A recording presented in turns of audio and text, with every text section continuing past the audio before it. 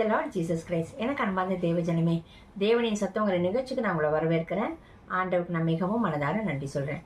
இன்றைக்கும் கர்த்தர் நம்மளோட கொடுக்குற வார்த்தை என்னென்னா, என்னோட கூட சங்கீதத்தின் புஸ்தகம் 23வது அதிகாரம் 4வது வசனம்.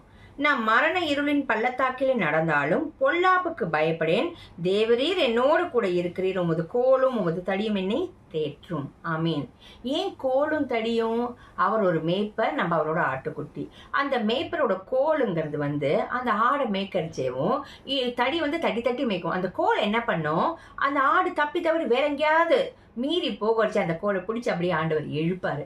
ஸோ நம்ம மரண இருள பள்ளத்தாக்கில் நடந்தாலும் இந்த மாதம் ஆண்டவர் கொடுத்ததுன்னா இனி தீங்கை காணாது இருப்பாயின். ஏன்னா இஸ்ரவேலின் தேவனாகிய கர்த்தர் ராஜா நம் நடுவில் வாசம் செய்கிறார் இல்லையா? அப்ப நம்ம தீங்கை காணாது இருக்கும்படி, நமக்கு எந்த பொல்லாப்பும் நேரிடாதபடிக்கு தேவன் தாமே அவர் நம்மளோட மேய்ப்பராய் இருந்து நம்ம அவரோட ஆட்டுக்குட்டியா அந்த மேய்ப்பர் காமிக்கிற வழியில நம்ம நடக்கச்சு எந்த பொல்லாப்புக்கும் நம்ம பயப்பட தேவையில்லை. மரண இருள் பள்ளத்தாக்குல நடந்தாலும் கூட பொல்லாப்பு நமக்கு நேரிடாது. ஏன்? கர்த்தர் தமிழ் கோலுனாலும் அவரோட தடினாலும் நம்மளை ஆற்றி தேற்றுவார். இங்க பாருங்க, அந்த வசனத்துல போட்டிருக்கு, உமது கோலும் உமது தடியும் என்னை தேற்றும். எப்படி தேற்றுறது, எப்படி ஆற்றுறது, எப்படி நடத்துறதுன்னு அவர் நம்மளை ஆற்றி தேற்றி அவர் வழியில நடத்துவாராம்.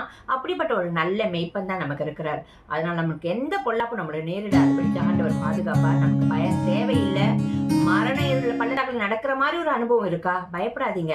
ஆண்டவர் கோலும் தடியும் நம்மளோட கூட இருந்து அவரே ஆற்றி தேற்றி நடத்துவார். ஆமீன். ஜபிக்கலாமா? எங்கள் அன்பின் பரலோக தகப்பனே, உம்மை துதிக்கிறோம், ஸ்தோத்தரிக்கிறோம்ப்பா.